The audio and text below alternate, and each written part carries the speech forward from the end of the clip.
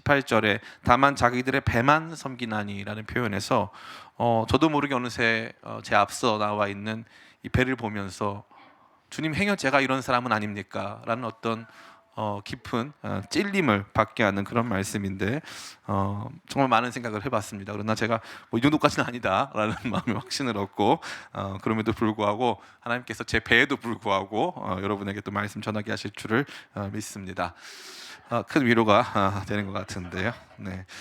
여러분 우리에게 있어서 만약에 여러분 축구라고 하는 스포츠를 배운다고 치십시다. 여러분 공 차는 법도 이렇게 배우고 또 그 다음에 이제 뭐 달리는 법도 배우고 축구의 룰에 대해서도 배운다고 치십시다.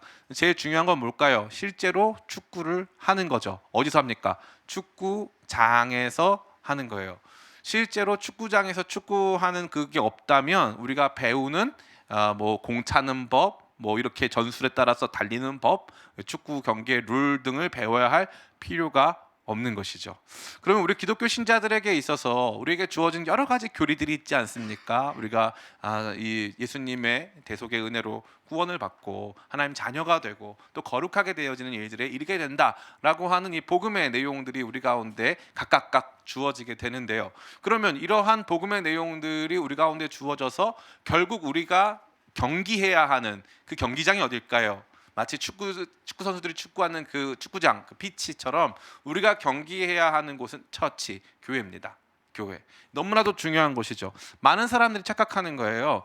목사님, 복음 안에서 우리가 살아내고 경주하고 하는 곳은 세상 아닐까요? 아니요, 그렇지 않습니다. 우선적으로 우리 신자들이 오해하고 착각하는 부분은 우리가 복음 듣고 나 혼자 예수님 잘 믿고 세상에서 열심히 싸운다? 착각이에요. 그렇지 않습니다. 세상과 싸우는 주체는 나 개인이 아니고 따라해 볼까요? 교회. 교회가 세상과 싸우는 강력한 주체입니다. 우리는 그 교회의 일원이고요. 그 교회의 일원이고 그 교회가 세상과 싸우는 주체가 되는 것이죠. 예수님께서 마태복음 16장에 뭐라고 말씀하십니까? 내가 내 교회를 세우리니 음부의 권세가 이기지 못하리로다. 음부의 권세가 이기지 못한다는 것은 교회가 음부의 권세를 이긴다는 거예요. 그죠? 그러니까 교회가 싸움의 주체고 나는 세상과 더불어서 나 자신이 내 안에 있는 죄악과 더불어 싸우지만 궁극적인 우리의 복음, 우리 가운데 주어진 복음의 진리가 역사하고 발동하고 막 마치 로봇 트랜스포머 이렇게 막 이 로봇 합체하듯이 막 역동적으로 자라나야 되는 그러한 이 기관, 그러한 모습의 공동체가 있는데 그게 바로 교회라는 거예요. 그러니까 교회에서의 역동성을 받지 못하는 성도들은 실제 삶에서도 하나님 나라의 원동력을 경험하지 못할 확률이 아주 높습니다. 아주 높아요. 그러니까 교회가 그만큼 우리 신앙에 있어서 아주 중요한 거예요. 그러니까 기승전 교회. 기승전 교회. 그래서 여기 보면은 사도 바울의 서신서는 언제나 기승전 교회로 끝나는 거예요. 복음의 위대한 역사, 십자가 위대한 역사는 결국 교회로 끝난다. 나로부터 시작하는 게 아니고 물론 그 찬양이 있지만 바로 나로부터 너무 긴장감 넘치잖아요. 바로 이게 너무 긴장감 넘치는데 나로부터 시작돼. 그래서 복음의 개인성, 개별성 중요하죠. 그러나 이 개인적으로 부름받은 우리가 주기도문 할 때도 어떻게 해요? 하늘에 계신 나의 아버지라고 안 하잖아요. 하늘에 계신 우리 아버지라고 하잖아요. 그러니까 언제나 복음은 교회를 염두에 두고 있는 거예요. 교회가 본체입니다. 교회가 핵심인 것이죠. 우리는 그 교회의 일원 되는 것입니다. 그러니까 사도 바울도 어떻게 해요? 이 복음, 이 로마서라고 하는 이 위대한 복음의 여정의 마지막 장면에 거룩한 입맞춤하라고 해서 실제적인 사람들의 이름 다 거론하고요. 서로 막 인사 나눌 수 있게 하고 그 사람들이 어떠한 가치를 지니는 사람들인가 다 보여주지 않습니까? 서로 아는 사람이라고 했어요? 모르는 사람이라고 했어요? 모르는 사람들이라고 했어요. 그런 사람들까지 다 하나 되게 만드는 것이죠. 그러니까 결국 복음의 경기장은 교회다 이거예요. 그래서 오늘 등장하는 이 말씀이 저와 여러분에게 너무나 중요한 말씀이죠. 특별히 기쁨의 교회가 아직 이제 태동기, 이렇게 우리가 벌써 7살이 넘었는데요. 한국 나이 8살이 이제 좀 있으면 되는데 기쁨의 교회가 이러한 시간들을 지나서 정말 이 땅 가운데 하나님께서 기쁨의 교회를 세우신 뜻을 성취하면서 우리 모두가 그것을 같이 역동적으로 바라보게 될 날이 이제 2022년부터 오거든요. 혹시 그거 어떻게 알아요? 10월 17일 12시에 사역 발표에 참석하면 알게 돼요. 그렇죠? 와, 광고 쩐다, 그죠? 예. 이 역동적인 역사가 이제 이루어질 텐데 이러한 위대한 일들을 함께 바라보고 생각하는 가운데 우리가 품어야 될 마음이 있다는 거예요. 그게 이 말씀의 핵심입니다. 이 교회에 대한 관심, 교회에 대한 헌신, 교회에 대한 사랑, 교회의 가치에 대한 제 인식이 없이는 이 말씀이야말로 사실 그냥 대충 흘러 넘어가는 말씀이죠. 그런데 나중에 살펴보겠지만 이 말씀의 배치, 이 말씀이 이렇게 쓰여진 그 지점, 이 말씀에 사용된 여러 가지 어휘들은 정말 중요한 말씀들이고 저와 여러분 모두에게 교회를 향해서 가져야 할 분명한 태도를 보여주고 있는 것입니다. 오늘날 많은 청년들이 이제 그리스도인으로 사는데 어려움을 느끼게 되는 중대한 이유가 뭐냐면 바로 이런 교회로부터의 이탈, 교회의 가치를 인식하지 못하는 교회의 가치에 대한 무지, 이런 것들로 말미암아 청년들이 힘을 받지 못하고 있는 거예요. 그러한 우리 가운데 오늘 이 말씀이야말로 정말로 우리가 교회를 향해서 가져야 될 마음, 특별히 우리가 신자로서 교회를 바라보면서 품어야 될 마음, 교회 여러 가지 일들 중에 특별히 관심 가져야 될 바로 그 일을 설명해 주고 있는 것입니다. 그래서 오늘 설교의 제목이 순종의 완성이에요. 순종하는 우리의 삶이 궁극적으로 완성돼야 되는 지점이 있다라는 것이죠. 뭐 결론적으로 단도직입적으로 말씀드리면 그것은 바로 분별입니다. 분별. 우리가 진짜 제대로 무언가를 분별해내고 우리 교회가 좋은 방향으로 가고 있는가, 어떤 목회자가 굉장히 좋은 사람인가 아닌가에 대해서 궁극적 판단을 해야 한다는 거예요. 그것이 없이는 참다운 아름다운 교회를 만들어갈 수 없고, 그 참다운 교회가 없다면 복음의 내용이 온전히 발현될 수 없다라고 하는 메시지를 담고 있습니다. 아무쪼록 오늘 말씀이 저와 여러분 가운데 교회에 대한 분명한 판단 기준을 갖게 하고 그 기준 안에서 우리가 살아가야 될 결단을 주는 복된 시간 되시기를 예수님의 이름으로 축원합니다. 아멘. 여러분 막 참여하세요. 막 아멘. 주님 그렇습니다. 교회를 향한 마음을 주시옵소서. 막 이렇게 댓글로 가면 보면 제시기만 하고 맨날 여러분들은 다 안 하고 있어요. 그래서 다른 거 하지 말고 댓글이나 잘 남기자. 제가 보니까 옛날에는 댓글만 남기려고 하는 좀 미웠거든요. 제시기처럼 계속 댓글만 남기 관종들 좀 미웠는데 요즘 그게 낫다. 요거 틀어놓고 딴 거 하는 사람들 많거든요. 다른 카톡질 하는 사람 많거든. 그러니까 그거 할 바에는 거기다 댓글에다 남겨라 차라리, 이런 마음이 들고 있습니다. 자, 본론으로 같이 들어갑시다. 몇 번에 걸쳐서 반복되는 내용인데 여러분에게 물어보고 싶어요. 로마서는 몇 부분으로 나눌 수 있다? 그렇죠, 두 부분으로 나눌 수 있다. 곤충은 세 부분으로 나누는데 머리, 가슴, 배 세 부분으로 나누는데 로마서는 두 부분으로 나눌 수 있다. 그래가지고 이제 첫 번째 부분은 1장부터 11장. 이거 그냥 나중에 뭐 시험에 내고 싶어요. 시험이 없나요? 우리가 기말고사에 내고 싶은, 출제하고 싶은 그런 마음이 드는 수준인데요. 1장부터 11장이 첫 번째 부분이고 12장부터 16장이 두 번째 부분입니다. 첫 번째 부분은 바울의 평서문, 인디커티브라고 하는데 바울의 평서문으로 구성된 내용이에요. 이것은 이렇다, 이것은 이와 같다, 이렇기 때문에 이것이다 라고 하는 설명을 담아주고 있는 바울의 평서문 1장부터 11장의 복음에 대해서 마치 소논문처럼 쫙 펼쳐서 이야기하는 것이 바로 이 첫 번째 부분에 해당한다고 볼 수 있겠죠. 두 번째 부분은 이제 12장부터 이제 14장, 바울의 명령문이라고 알려져 있습니다. 임퍼러티브라고 하는데 이 부분에는 앞서 제시된 교리의 내용을 삶으로 체화하는 과정에서 필요한 적용점들을 제시하고 있는 거예요.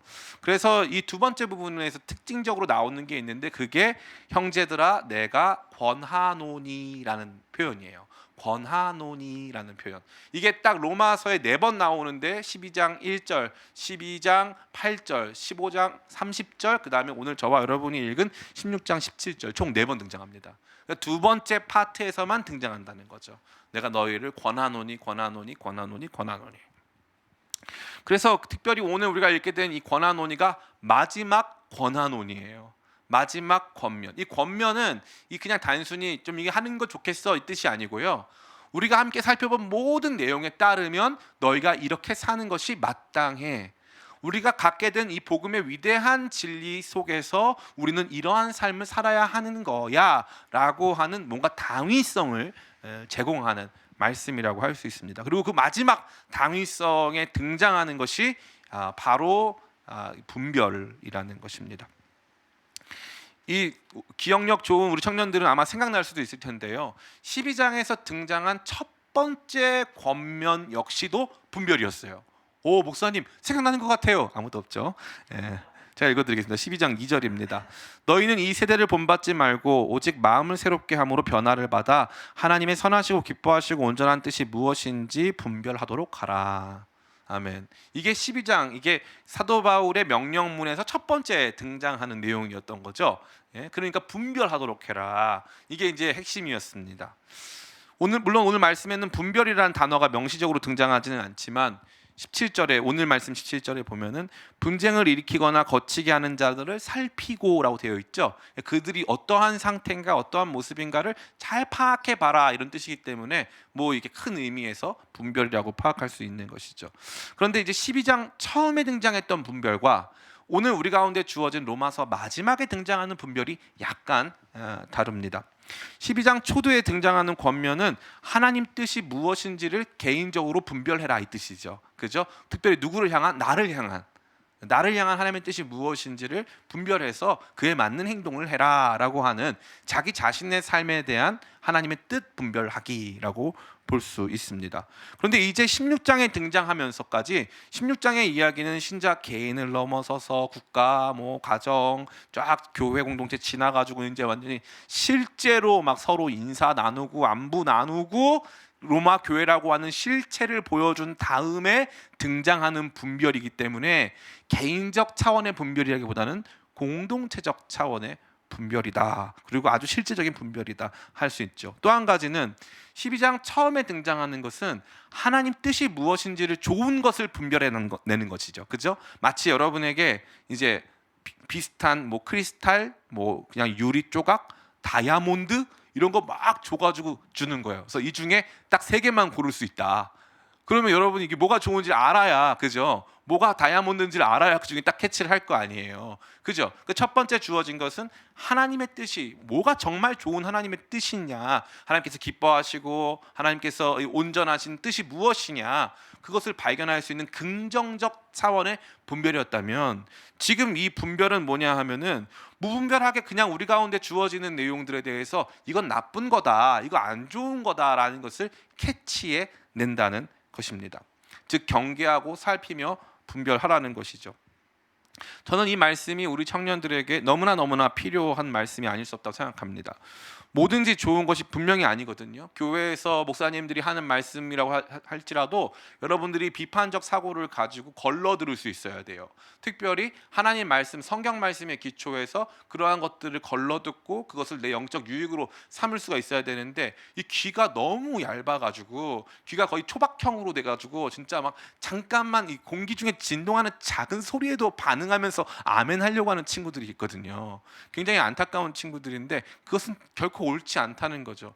교회의 질서를 존중하고 또 복음의 내용은 근본적으로 수용적으로 받아들이려고 하는 것은 좋으나, 아무런 필터가 없는 상태여가지고 무분별하게 이 말도 맞고 저 말도 맞다고 판단하고 산다면 그것은 주님께서 우리 가운데 원하시는 모습이 결코 아니라는 것이죠. 가끔 어떤 형제들한테 이제 신천지 교리를 막 강연해 줘요. 그러면은 이 신천지 교리를 막 강연해 주면은 신학생인데 이 교회를 생활을 오래 했는데 이 말씀 맞는 것 같다는 거예요. 이 말씀 맞는 것 같다. 실제로 우리 교회에 그런 형제가 있었어요. 지금은 다른 교회 전도사님 가 있지만 한동안 우리 교회 수요 예배 참석했는데 우리 형제님이 수요 예배 참석하다가 이요한 목사님이 이단 갔다라는 거예요.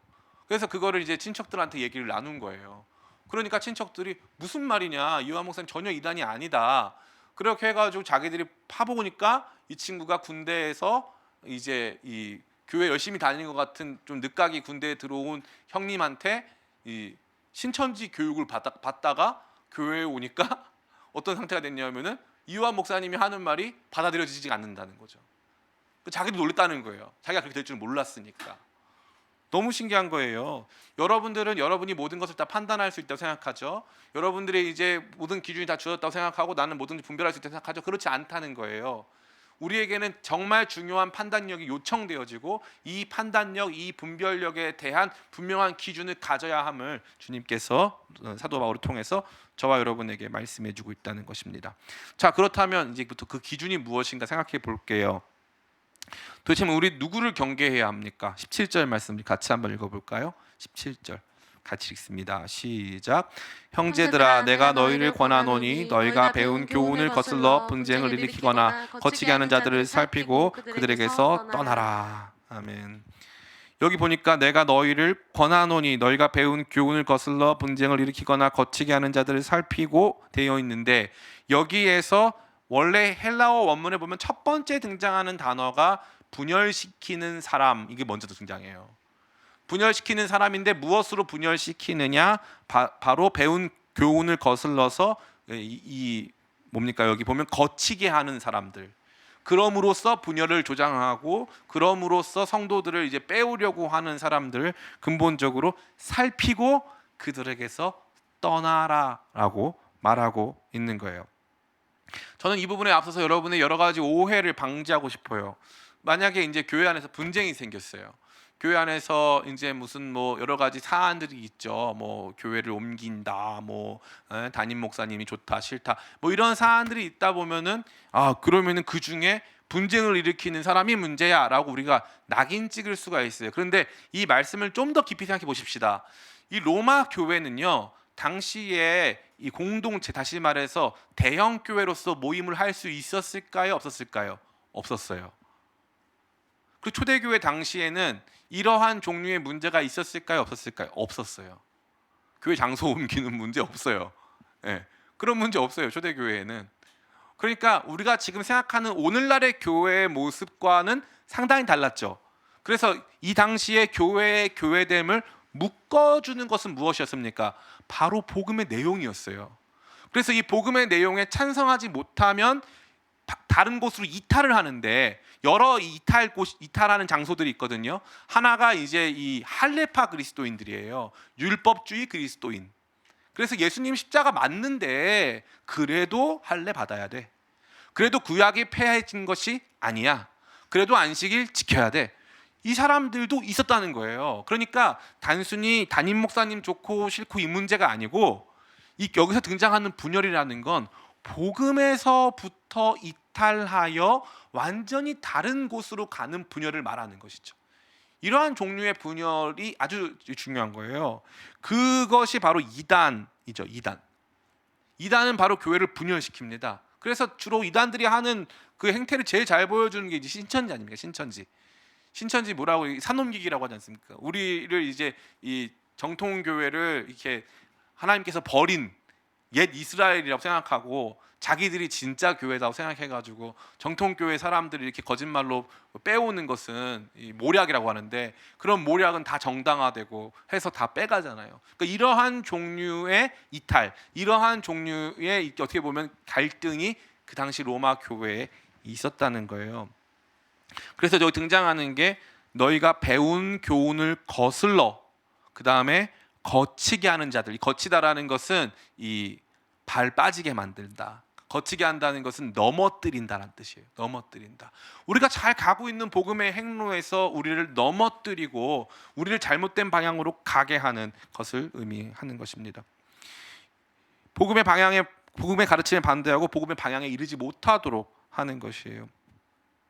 이러한 사람들, 앞서 말씀드린 대로 대표적으로 이단들이 존재할 수 있겠죠. 근데 이단들뿐만 아니라 좀 제가 조심스럽게 쓰는 표현인데 여러분 양해해 주시기 바랍니다.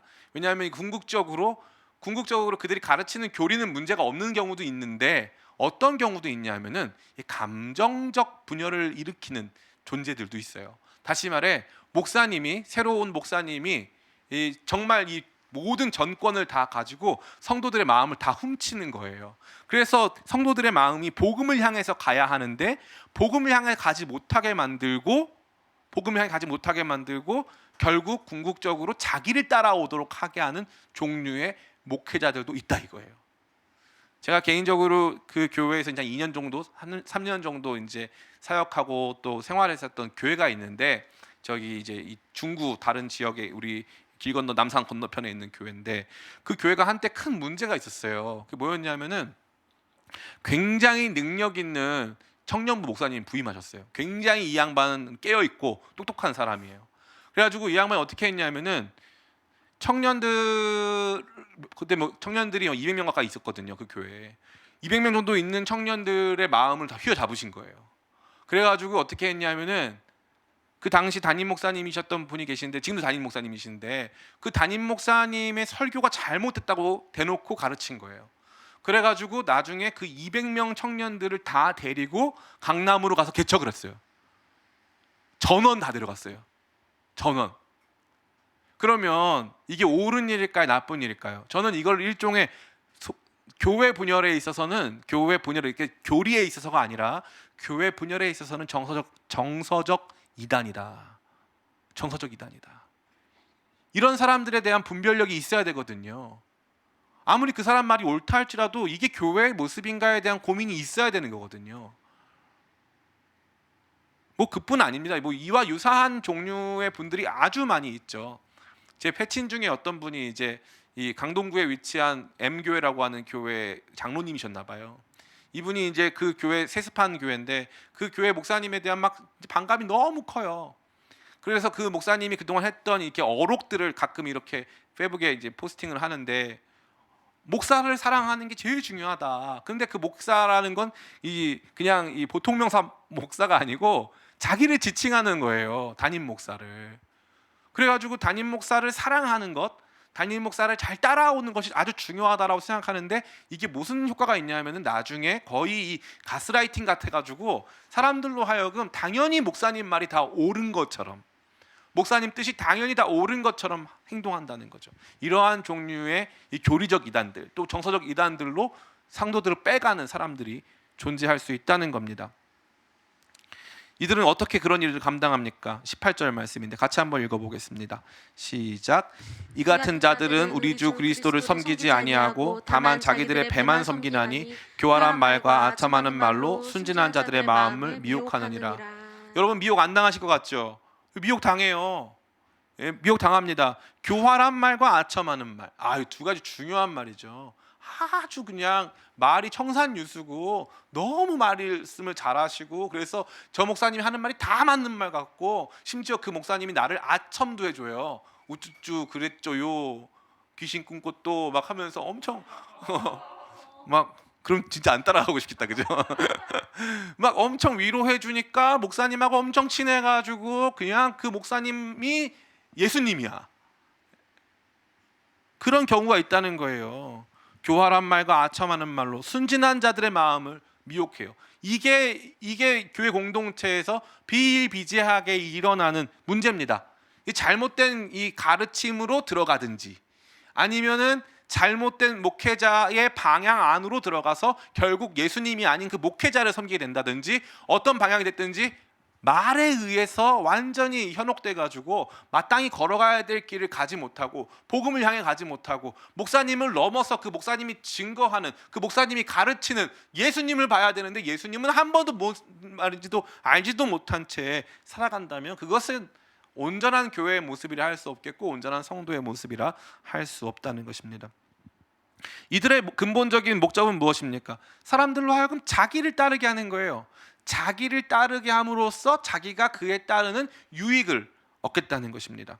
여기 자기들의 배만 섬기나니 이렇게 되어 있는데 여기 등장하는 이 배는 이 실제적인 배를 의미하는 게 아니고요. 이 배는 자기 욕망을 의미하는 거예요. 그러니까 여기는 단순히 먹고 사는 문제만 투영된 게 아니에요. 먹고 사는 문제를 넘어서서 당연히 그건 포함되어 있고요. 잘 먹고 잘 사는 것까지 포함이 되어 있는데 자기가 인정받고 왕노릇하고 내가 제일 대단하다. 내가 이 정도야. 라고 하는 자기 긍정, 그러한 욕망까지 나아간다는 것입니다. 제가 최근에 이제 어떤 분이 이 개척교회 하신 저보다 선배님이신데 그분이 이제 글을 썼는데 비판하지 말아라 개척교회 하는 그분이 굉장히 비판적인 사고를 가지고 사시던 분이었는데 지금 이제 그 충남 지역에 내려와서 목회를 하시는데 나도 굉장히 비판적으로 살아왔는데 이제 기윤실 인천 지방 간사로 활동도 하실 정도로 굉장히 이제 깨끗한 기준을 가지고 비판적으로 살아왔는데 목회자가 비판하면 비판하는 성도들만 모이더라. 그 말을 듣고 너무 무서워서 비판을 잘 안 해요. 옛날에 막 실명 거론 하지 않았습니까? 다 회개합니다. 이제 안 해. 비판 안 해. 비판 안 해. 무비판. 어쨌건 누가 갑자기 비판하라고 해놓고서는 이제 와서 비판. 저의 언약함입니다. 여러분 기도해 주세요. 이들의 근본적인 목적은 뭐냐면 아까 말한 자기 배를 섬긴다. 그런데 이 배는 자기 욕망이에요. 자기가 너무 중요한 거예요. 그래서 사람들이 예수님을 보는 것보다 자기를 보는 게 중요한 거예요. 자기를 보는 게. 자기가 얼마나 대단한 목사인가, 내가 얼마만큼 대단히 이것을 잘하는가에 너무 많은 관심이 있는 거죠. 그 C.S. 루이스의 글에 뭐라고 되어 있냐면은 교만은 나를 중심으로 보는 거라 되어 있어요. 나에 대한 관심이 너무 많은 거예요. 겸손은 나에 대해서 별로 관심이 없다는 거예요. 근데 이 사람들은 이러한 일들만 하고 있기 때문에 궁극적으로 그 목회자가 그 교회보다 중요한 순간, 그 목회자가 그 교회를 통해서 역사하시는 예수님보다 중요해지면 그것은 옳지 못하다, 온전치 못하다라고 우리가 판단해야 한다는 것이죠. 저는 여러분들이 그러한 판단력 있으시길 간절히 바랍니다. 한국 교회는요, 목회자가 굉장히 중요합니다. 물론 한국교회뿐만 아니라 어느 교회도 마찬가지일 텐데요. 사실 제가 개인적으로 안타깝게 여기는 교회가 있어요. 저는 이제 제 이름도 요한인데 그 미국에서 존경하는 목사님인데 존 파이퍼 목사님 굉장히 존경하거든요. 미네소타에 위치한 이 미네소타 주가 미국 내에서도 착한 사람들의 도시예요. 굉장히 착해요. 그 교회가, 그 지역이. 사람들이 다 천사들이래요. 미네소타 사람들이. 근데 거기에 이제 베들레헴 침례교회에 이제 존 파이퍼 목사님 담임 목사님이신데 은퇴하셨죠. 목사님 은퇴하신 지가 한 4, 5년 됐어요. 그런데 그동안 담임 목사님이 4번 바뀌었다 하더라고요. 4번. 담임 목사님이 4번 바뀌었대요. 왜 그럴까요? 성에 안 차는 거예요. 그럼 저는 개인적으로 좀 조심스럽게, 존 파이퍼 목사님이 뭐 자기가 그렇게 하려고 하진 않았지만 근본적으로 성도들은 어느새 자기도 알지 못하는 채 정서적으로 잘못된 길을 선택하고 있다는 거죠. 너무 안타까운 것입니다. 그 가운데 회개해야 될 부분도 있는 거예요. 저도 마찬가지고 목사들 모두가 마찬가지입니다. 이 성도들을 그리스도의 방향으로, 복음의 방향으로 인도하고 있었는가, 아니면 내 욕망을 채우기 위해서, 그 교회 규모가 곧 나의 가치. 저도 그럴 때가 있잖아요. 저 왜 없겠어요. 그럴 때 많거든요. 성도들이 나를 향해서 주는 칭찬이 나의 가치. 그럴 때가 너무 많아요. 안타깝게도. 그런데 이것이 목회자 개인에게도 좋은 길이 아니고 우리 성도들도 그러한 목회자에게서는 큰 유익이 없으니 그것을 잘 분별하고 판단해야 된다라고 말하고 있는 것입니다. 자, 그렇다면 우리가 좀 생각해야 될 것은 무엇입니까? 목사님, 그러면 어떻게 우리가 이러한 사람들로부터 벗어날 수 있습니까? 아니면 어떻게 우리가 이러한 일로 빠지지 않도록 미연에 방지할 수 있습니까? 그것이 바로 19절 말씀에 등장하고 있어요. 같이 한번 읽어보겠습니다. 19절 시작. 너희의 순종함이 모든 사람에게 들리는지라. 그러므로 내가 너희로 말미암아 기뻐하노니 너희가 선한 데는 지혜롭고 악한 데는 미련하기를 원하노라. 아멘. 너무 신기한 말이죠. 굉장히 모순적이에요. 왜냐하면 악한 게 뭔지를 알아야, 악한 것에 대해 지혜로워야 제대로 분별할 수 있을 것이라는 것이 우리 생각이에요. 그죠? 그런데 반대예요. 선한 데 지혜로워라. 여기서 지혜롭다는 것은 이게 이제 1번 의미, 이 헬라어 사전을 찾아보면은 1번부터 의미가 쫙 있단 말이에요. 쫙 있다. 그런데 여기에서 이 지혜롭다라는 것은 1번이 뭐냐면 skillful이에요. skillful. skillful이 뭐예요? 익숙하다, 능숙하다는 뜻이에요. 그래서 원래 이 성경에서의 지혜는 철학적인 지혜만 말하는 게 아니에요. 성경에서의 지혜는 바로 이런 거죠. 어떤 사람이 제가 이제 그런데 제가 지혜롭다고 스스로 말하네요. 네. 지하철을 타고 가다 보면은 우리 집은 이 끝에 있어요. 종점에 있는데 중간에 이제 우리 집까지 못 가서 가는 이 멈추는 차들이 있잖아요.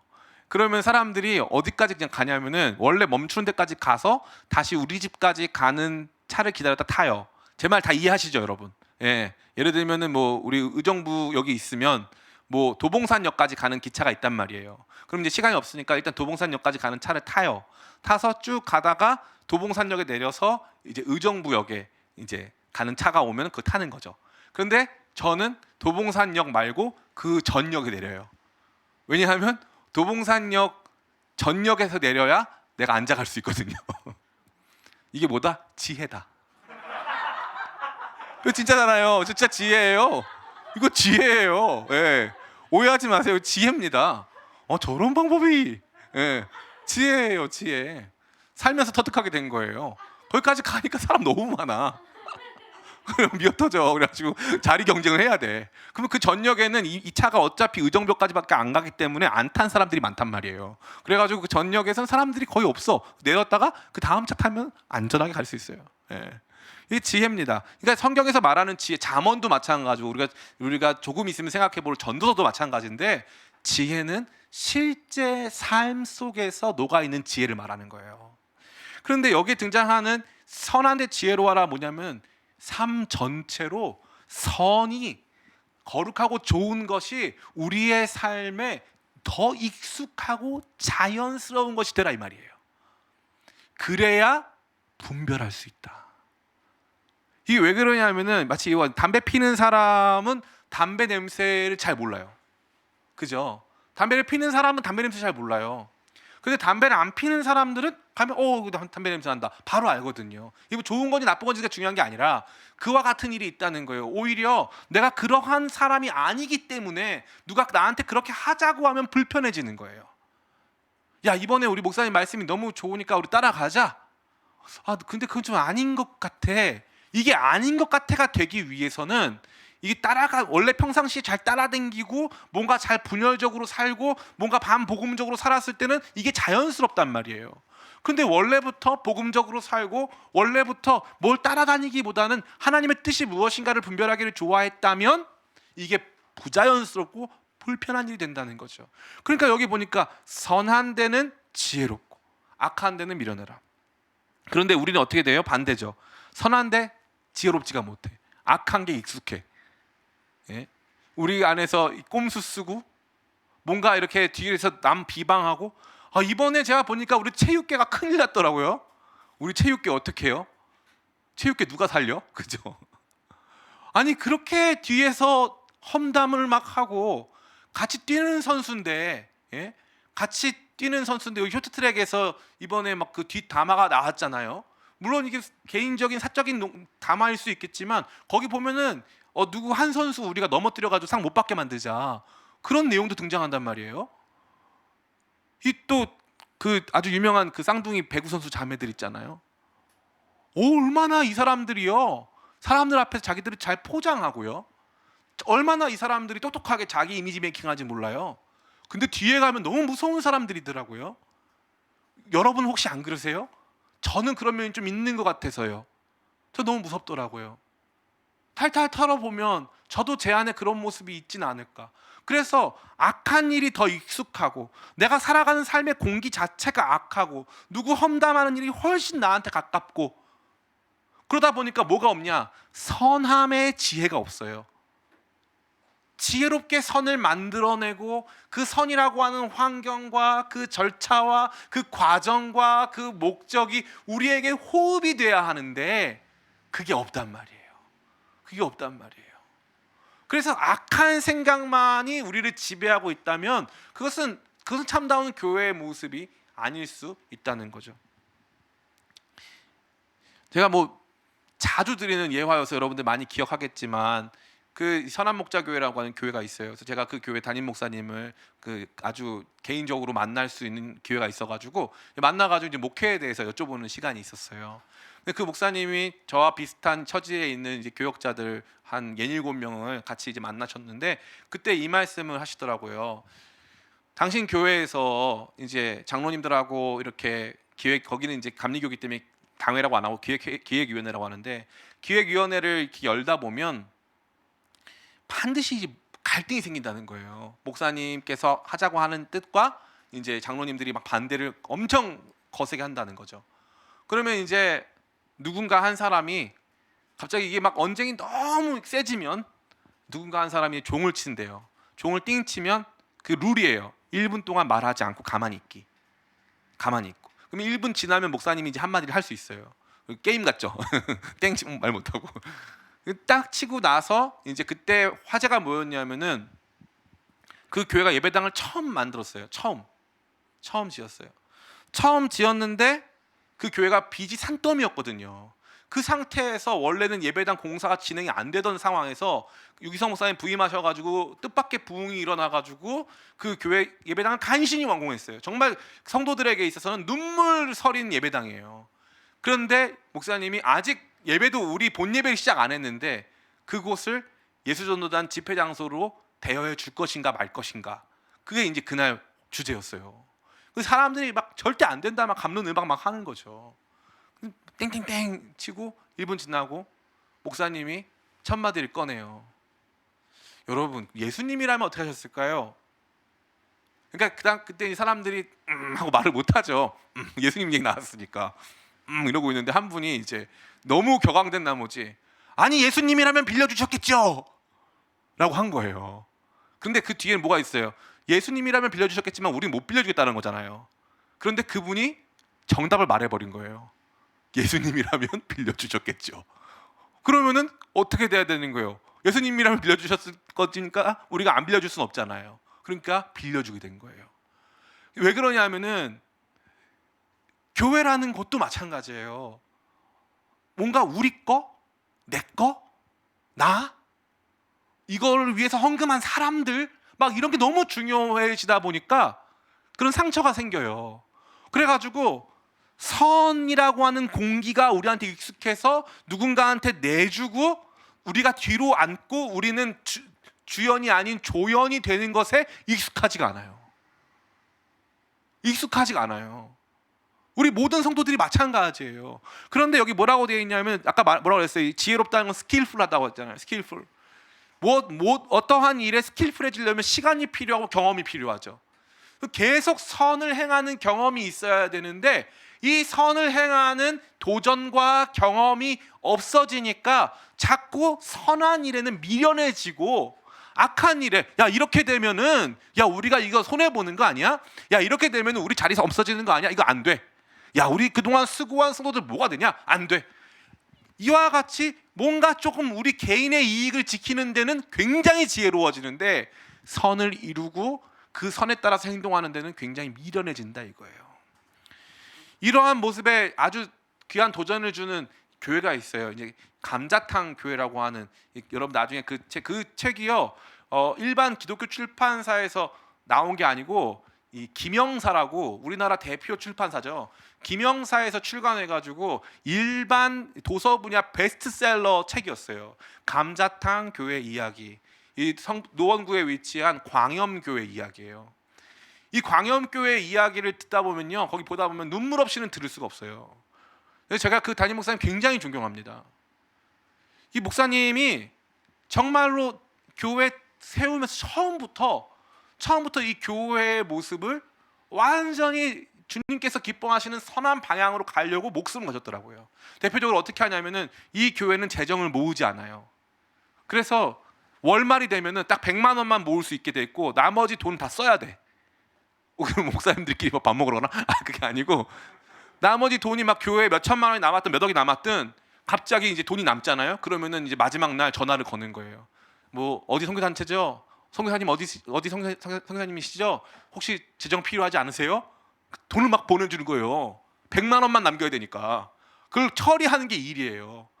개척 초창기부터 그렇게 했기 때문에 그 교회는 그렇게 하는 일에 지혜로워요. 지혜로워요. 교회 건물을 짓는 일에도 굉장히 오랫동안 걸렸어요. 교회 이 10주년 기념 예배를 드리는데 원래는 크게 드리려고 했었는데 성도들이 많아져가지고 고민하다 보니까 우리가 크게 드릴 돈으로 사람들 돕자 그래가지고 그 교회 성도들이 다 같이 그렇게 했다는 거예요. 순수해. 순수함은요 그냥 지켜지는 게 아니거든요. 선함의 공기가 있어야 돼요. 삶 속에 선함의 공기가 있어야 된다고. 나 개인의 이익을 계산해내고 뭐 이렇게 하는 게 유리하고 이게 나한테 행복하고 그러면은 이 선함의 공기가 뭔지 몰라요. 그래서 선함의 공기가 뭔지 모르면 나는 계속 그 판에서 뒹굴던 사람이니까 그게 맞아 보이는 거예요. 사기를 누가 당하는 줄 알아요? 사기를 욕심 있는 사람이 당하는 거예요. 욕심이 없으면 사기도 안 당해요. 아이 설마 나한테 그런 일이 일어나겠어. 아이 전 그거 싫어요. 사기 안 당해요 그런 사람들. 이단에 누가 가는 줄 알아요? 이단에 영적 욕심이 있는 사람들이 가요. 대부분. 조금이나마. 어떤 거냐면 이런 거예요. 내게 주어진 축복을 안정화시켜 줄 수 있는 곳이라면 나 가겠다 이거예요. 되게 특별한 말씀이네. 나 따라가야지. 영적 엘리트주의를 가진 사람들 대부분 이 이단 문제에 굉장히 취약합니다. 그러니까 사도 바울이 뭐라고 말하냐면은 너희는 선한 데 지혜롭고 악한 데 미련하기를 원하노라. 선한 데 지혜롭고 악한 데 미련해라. 이게 가장 중요한 권면의 핵심이에요. 선한 데 지혜로워지기 시작하면 이 방법이 옳으니까 저는 이렇게 할래요. 저는 이렇게 살아왔어요. 우리 교회는 그러한 선택을 해왔어요. 힘들어도 그러한 선택을 해왔어요. 여러분에게 우리 기쁨의 교회 얘기 좀 드리자면은 우리 기쁨의 교회에서 정말 우리 교회가 감당할 수 없을 만큼 많은 선교사님들을 돕고 있어요. 그런데 제가 내년에 이걸 더 늘릴 생각이에요. 재정의 규모도 늘리고 이 재정이 투여될 곳도 확대하려고 하고 있어요. 특별히 아프가니스탄 이 지금 문제가 발생하지 않았습니까? 그래서 그 부분에 도움을 줄 수 있는 분에게까지 이러한 것을 확대하려고 지금 제 마음에 우리 아직까지 이게 결정되진 않았지만 제 마음에 그쪽으로 나가고자 하는 마음이 있어요. 그러면 우리 기쁨의 교회가 지금 운영이 편하냐? 아니요. 지금은 쓰던 선교 헌금도 가지고 와서 우리 교회 재정에다 넣고 써야 될 판이에요. 그런데 그럼에도 불구하고 제가 이 말씀을 보면서 결정했어요. 선한 방향으로 생각하고 그게 우리가 공기가 되고 그거 없으면 허리띠 졸라매고 뭐 내놓을 곳은 다 내놔가지고 하는 게 교회의 모습이지, 우리가 재정이 이거밖에 없으니까 여기서 멈추자는 것은, 저는 그게 우리 교회의 습관이 된다면 그럼 나중에 교회 헌금 없으면 아무것도 안 드릴 겁니까? 그럼 교회는 왜 존재하죠? 그냥 호흡하려고? 우리끼리 살려고? 절대 그렇지 않잖아요.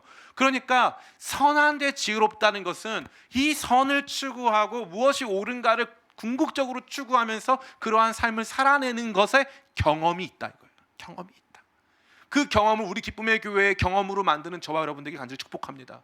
우리 기쁨의 교회가 그러한 경험 가운데 나갈 때 이 교회의 일원인 저와 여러분도 그것이 옳다고 믿고 그 일에 함께 동참하게 될 줄을 믿습니다. 제가 20대 청년기를 보냈던 교회에서는 너무 감사한 거는 그 교회 성도들이 굉장히 순수했다는 거예요. 사실 상처받아서 교회에서 나오신 분들이 굉장히 많은 교회였거든요. 1년에 1000명씩 성장하는 교회였는데 이 쪽방촌, 그 당시에 쪽방촌에 그 쪽방촌 리모델링하는 봉사를 했어요. 청년부가 중심이 돼가지고 쪽방촌이 너무 이렇게 생활 환경이 안 좋으니까 쪽방촌 이제 벽지 사서 갖다 발라드리고 뭐 이 물 안 나오는 거 고쳐드리고 이거 하려고 이제 청년들이 결정을 했단 말이에요.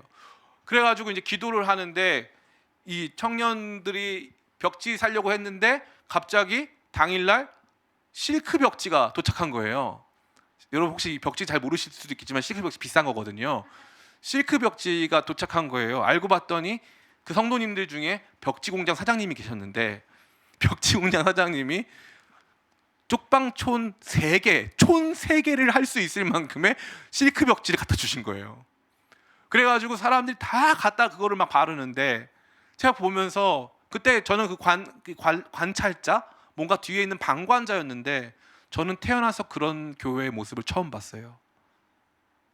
뭘 쥐어짜서 바자회 해가지고 팔아서 만든 돈이 아니고 성도들이 자발적으로 진짜 기쁨으로 그렇게 드리기를 기뻐하는 성도들, 선한데 지혜로운 성도들, 선한 일을 찾아서 하고 그 선한 공기 속에 살아가면서 선한 일들을 체험하는 성도들의 특징이 뭐냐면 그렇게 선하게 사니까 선한 일이 더 많이 일어나요. 그래가지고 그렇게 베풀고 섬기며 살아가다 보니까 자기 삶엔 주님의 선하신 손과 함께해서 날마다 그 선한 일이 풍성함이 자라나고 그 분명한 기준이 내 안에 있으니까 사람들이 야 이리로 가자 해도 못 가겠는 거예요. 그거는 하나님 기뻐하시는 길이 아닌 것 같아. 저는 여러분들 간곡하게 여러분에게 요청하고 권면하기를 선함의 공기가 여러분의 삶을 지배하도록 여러분 자신이 그 선함의 길을 선택하시기를 간절히 축원합니다. 아멘. 그럼 목사님 그 선함의 길이 너무 무서워요. 20절 말씀 복된 약속이 나타납니다. 같이 한번 읽어보겠습니다. 시작. 평강의 하나님께서 속히 사탄을 너희 발 아래서 상하게 하시리라. 우리 주 예수의 은혜가 너희에게 있을지어다. 아멘. 평강의 하나님께서, 이 평강의 하나님, 이걸 잘 보세요. 이 평강이라고 하는 단어가 단순히 우리 마음을 고요하게 만든다는 뜻이 아니에요. 이 평강의 하나님은요, 마치 로마 제국이 이 팍스 로마나라고 해가지고 인근 지역 전체를 강력한 군사적 우위를 바탕으로 해서 다 지배해가지고 이제 로마 제국이 통치하는 곳에는 치안이 안정돼가지고 해적도 없고 강도도 없어요. 원래는 이 산길 다닐 때 그렇게 산적이 많이 출몰했는데 거기에 로마 군대가 진주하면서 길을 만들어 버리고 그것을 양성화 시켜 버려 가지고 산적이 없어요. 해안에서도 로마 군이 계속적으로 이 출몰하니까 해적이 없어요. 그래서 평화로워진 거예요. 이 평강의 하나님은요, 엄청난 힘과 능력으로 우리의 삶에 진정한 평강을 주실 수 있는 분이란 뜻을 담고 있는 거예요. 그분이 속히 사탄을 너희 발 아래에서 상하게 하시리라. 너희 발. 그러면 그 평강의 하나님의 발이어야 되잖아요. 평강의 하나님의 발로 밟으셔야 되는데 선한데 지혜로워서 악한데 미련해서 선한 일을 추구함으로 말미암아 잘못된 방향으로 가지 않는 분별의 삶을 살아가는 우리 그리스도인들의 발에 사탄이 밟힌다는 거예요. 이게 약속이에요.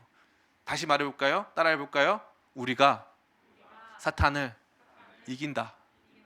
예, 너무 멋있는 말씀이에요. 아까 뭐라 그랬어요? 교회는 승리자, 교회는 공격자. 내가 내 교회를 세우리니 음부의 권세가 이기지 못하리로다 돼 있잖아요. 그러니까 이러한 교회의 모습, 선한데 지혜로워, 선이 익숙하고 선에 능숙하고 선으로 살아온 것이 우리의 삶의 이야기의 전부인 교회의 모습이 바로 사탄을 이기게 하는 원동력이고, 그것이 우리로 하여금 여러 가지 미혹 속에서도 우리를 지켜낼 수 있는 복된 분별을 준다는 약속을 담고 있는 것입니다. 이제 말씀을 마칩니다. 사랑하는 우리 기쁨의 교회 청년 성도 여러분, 로마서 말씀은 저와 여러분들이 궁극적으로 복음을 향해 살아야 하는 삶의 지점을 가르쳐주고 있는데, 그것은 바로 교회로서 사는 거예요. 축구 선수가 축구장에서 축구하듯 그리스도인들은 교회 안에서 복음을 살아냅니다. 교회의 일원으로서 살아내고, 교회가 주는 여러 가지 영적 공급과 유기적 역동성 안에서 복음을 살아내게 되어 있는 거예요. 그러한 가운데 우리가 분별해야 될 궁극적인 지점은 무엇이냐 하면, 우리를 그 교회가 가야 되는 궁극적 방향에서부터 이탈시키는 존재들이에요. 그들은 우리의 두 가지 방향으로 이탈시키는데, 하나는 복음의 교훈과 반대되는 방향, 또 다른 하나는 예수님을 온전히 따르지 못하게 하는 방향으로 우리 자신을 계속적으로 미혹하고 있다는 거예요. 전 여러분 모두에게 간절히 말씀드립니다. 살면서 여러분들이 목사님을 선택하거나 또 교회를 선택해야 하는 여러 가지 정황과 상황이 있어요. 또한 여러분들이 특정 목사님을 좋아하거나 그 목사님의 말씀을 더 많이 소비해야 되는 삶의 이 정황들이 존재할 수 있다는 거예요. 그때 어떻게 하라는 거죠? 그때 우리가 분별하라는 거예요. 무엇을 분별하느냐? 이 사람이 교회들을 자기 가르침 외에 다른 것이 없다고 가르쳐서 교회들을 자기 세력화하려고 하는 사람은 아닌가?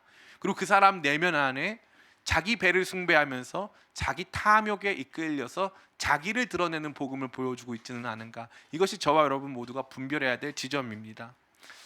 이제는 돌아가신 분이 됐는데요, K 목사님이라고 하는 목사님이 있었어요. 제가 비판 안 하려고 계속 이제 이니셜을 씁니다. 옛날에는 좀 시원하게 제가 다 실명 거론을 했는데요. 뭐 누가 저한테 뭐 소송 걸 사람도 없고 그래서 했는데, 지금은 비판 많은 성도님들이 올까봐 두려워서 약한 모습입니다. K모 목사님이 미국에서 이제 에스모 교회를 창립하시고 워낙 인기가 많아져가지고 서울에서 이 또 비슷한 에스모 교회를 개척했어요. 근데 이 교회가 이 CTS 방송국 이제 10층인가에서 개척을 했는데 너무 빨리 성장을 해가지고 강남에 예배당이 생길 정도로 빨리 성장했어요. 그 목사님이 이제 서울대 나오셨고 노래를 엄청나게 잘하시고 얼굴이 막 기가 막히게 잘생기시고 막 이런 분이었어요. 특별히 그분의 성경 해석이 아주 독특했어요. 너무 독특했어요. 그분 딴에는 그분의 이제 명석한 머리로 이렇게 뭔가 하시는데 사람들이 막 열광했습니다. 근데 그 목사님 교회가 이제 엄청 잘 되고 있는 상황에서 한 대략 교회 개척한 지 한 3, 4년쯤 지났을 때 목사님이 스스로 목숨을 끊으셨어요. 그래서 저희 그것까지는 있을 수 있는 일이라고 생각해요. 사람들이 낙담을 많이 했단 말이죠. 근데 그 교회에서 어떻게 결정했냐면, 그러면 우리 교회는 그 목사님이 세운 교회고 그 목사님 말씀 사모해서 모인 사람들이니까 그 목사님이 돌아가셨으니 이제 그 목사님 생전 설교를 예배 때 틀어서 목사님 생전 설교를 가지고 예배하자. 그 결정을 내린 거예요. 좋은 결정, 나쁜 결정. 말도 안 되는 결정인 거죠. 말도 안 되는 결정이에요. 성경이라고 하는 더 중요한, 지금도 살아서 역사하시는 말씀이 있는데 성경 말고 우리는 그 목사님 말씀이 좋으니까, 그 목사님이 진리에 제일 근접한 말씀을 전하니까, 그 목사님 지금 돌아가셔서 없지만 그 목사님이 생전에 설교했던 설교가 많으니 그 목사님 설교로만 예배드리자. 이게 그냥 한두 교회에서 일어나는 문제가 아니에요. 엄청나게 많은 교회들이 이러한 모습 속에 있습니다. 왜 그럴까요? 선한데 지혜롭지 않기 때문이에요. 내가 교회를 취사 선택하고 이 교회 더 좋은 교회, 저 교회 더 나쁜 교회라고 선택하는 나만의 기준을 가지고 언제든지 자기 욕망에 따라서 행동하던 사람들이기 때문에 내 마음대로 행동하는 것이 훨씬 편한 사람들. 복음의 진리는 조금 어렵고 복음이 우리한테 요구하는 삶은 좀 무거워서 그거 피하고 우리는 내가 좋아하는 대로 좀 나아가자 하는 것에 익숙한 사람들, 그러한 사람들이 그러한 현상을 만들어내는 것입니다. 사랑하는 우리 기쁨의 교회 청년 성도 여러분, 저는 여러분들이 만약에 제가 내일 당장 어떻게 돼가지고 내일 당장 제가 무슨 뭐 굶어 죽는다든지 뭐 그런 일은 없겠지만 뭐 그런 일이 발생해가지고 제가 없으면 그 생각이 들더라고요. 많은 성도들이 기쁨의 교회 떠나겠지. 그래서 제가 슬프더라고요. 기쁨의 교회 제가 없기 때문에 이렇게 돼도 저렇게 돼도 상관없을 수도 있잖아요. 그런데 그러면 제가 그동안 살아왔던 삶이 무엇인가에 대해서 고민하게 되는 것 같아요. 함께 진짜 좋은 교회를 세워가고 이 교회에서 선을 익숙하게 행해서 마치 과거의 감자탕 교회, 광염교회가 그러했던 것처럼 선한 것에 굉장히 지혜롭고 익숙해서 악한 일 하는 일에 조금 우리 가운데 그냥 그 일 자체가 주는 그 분위기가 우리랑 너무 맞지가 않는다고 말할 수 있는 그런 정도의 교회를 만들어 가는 것, 그것이 사도 바울이 명령하고 권면하는 마지막 내용이 된다는 것을 굳게 기억하면서 우리가 함께 복음으로 만들어갈 이 교회의 모습을 함께 꿈꾸며 선한 데 지혜로운 교회를 세워가는 저와 여러분 다 되시기를 예수님의 이름으로 축원합니다. 아멘. 우리 이 시간 같이